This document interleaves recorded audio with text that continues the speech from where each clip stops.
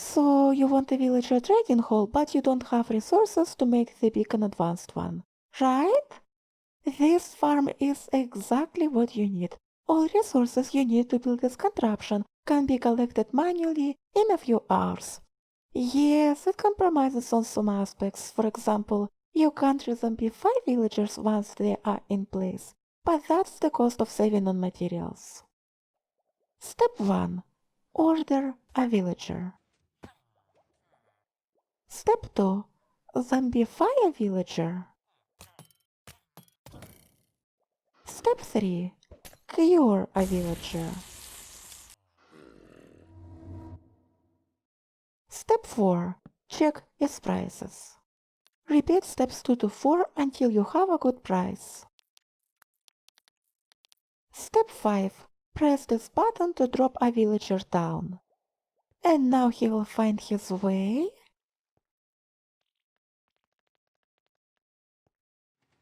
to his trading cell.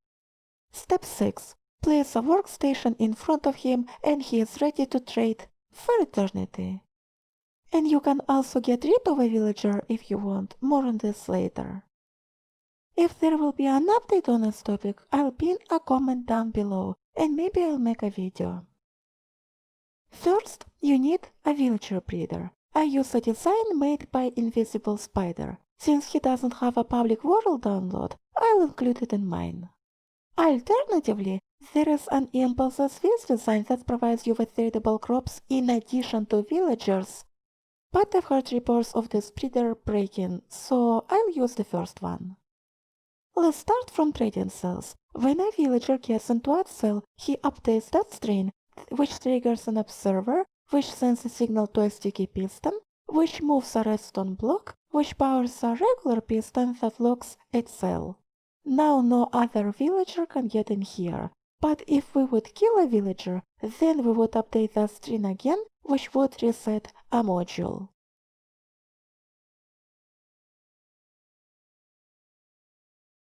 A villager stands on 2 layers of carpet with a workstation on top of a single carpet. You see, for some reason mobs can't pathfind over a setup like this, and thus the only workstation a villager can pick up from here is the one directly in front.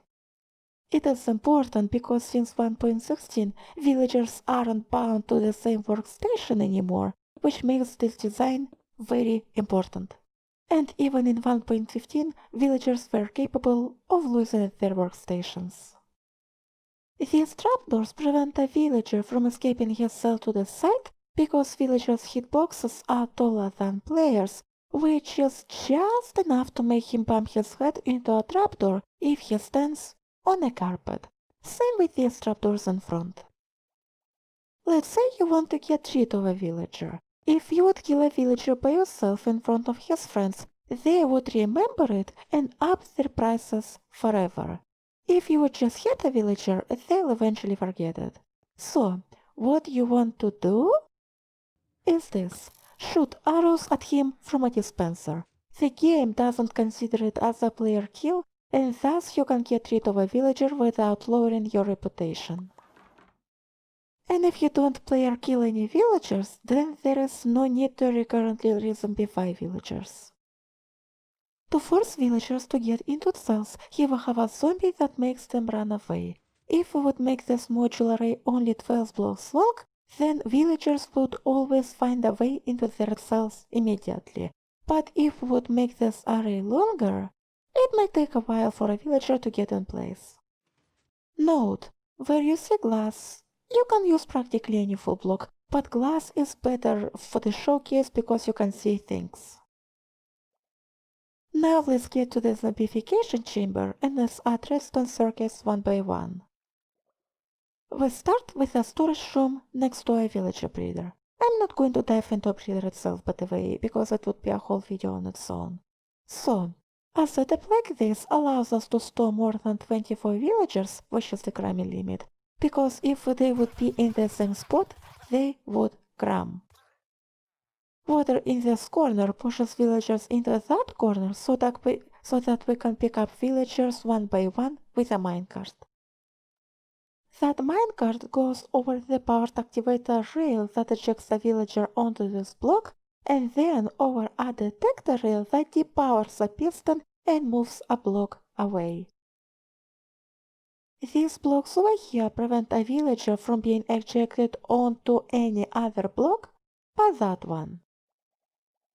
Next we have a chamber where we are going to check out villagers' traits and do the zombification process. We place our workstation here, and above it we have a trapdoor that prevents a villager from escaping the chamber.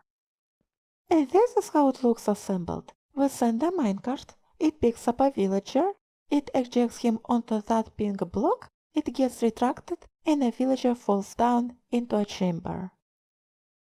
And with this circuit we can power a rail to launch a minecart while we are standing over here. Next we install tripwire hooks like this, string over here, and we connect it to a lamp. And now we can see from the control panel that we have villagers to order, and we can press a button to do so. Note, these repeaters are completely unnecessary, but they immediately tell you which way the signal goes. Next we add a lever that will push and pull a block on the back wall.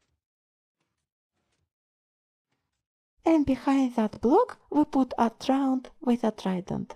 Having a drowned instead of a zombie makes it significantly easier and reliable. For example, for some reason zombies have a very long delay between the attacks. And look! They completely ignore the player. Warning! A drowned can spot those villagers within the trading hall, and while his projectiles cannot get to those villagers, they can accidentally shoot the zombie villager. Put a wall like this to block the line of sight, or block a drowned after he converted a villager. But we have two problems. First, a hostile mob can despawn, and second, it burns under the sunlight. Ideally, you want to dispense a cursed pumpkin onto its head to protect it from the sunlight and despawning at the same time. But finding a drowned that has a trident and can wear a pumpkin at the same time can be problematic. In that case, you need to name tag that drowned and provide a solid cover on its way to the farm. Also, if a drowned can wear a cursed pumpkin, it can also pick up a trident if you are willing to give one away.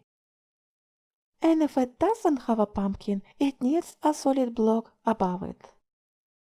So, you get a villager. You flick a lever, and that drowned converts him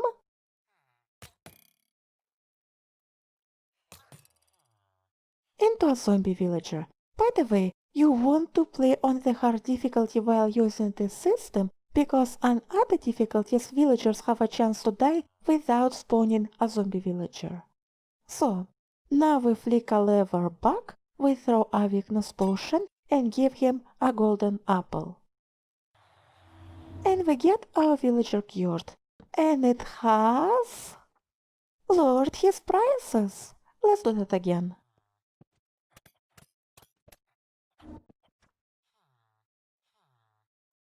Alright, we are ready to put him into the trading hall, and for that we need to take him from this chamber somehow. You know what? I would rather use something different, but I'll keep this one as well in case if you want to see one. Much better. So, a villager drops down here, he gets scared away by the zombie and runs into a water elevator.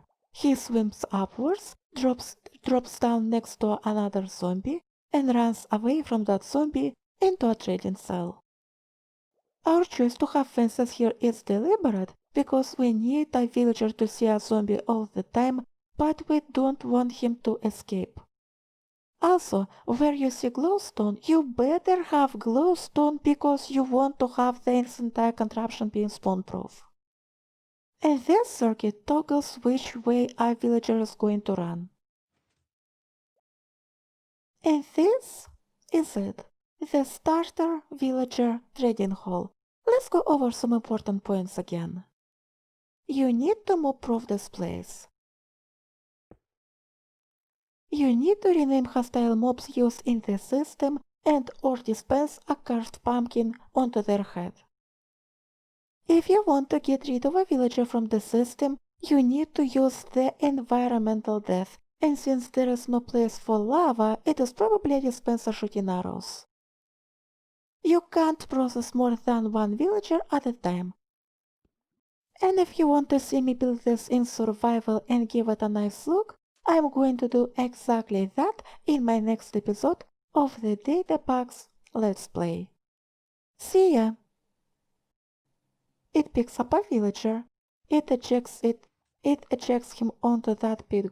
It ejects him onto that. It ejects him onto that.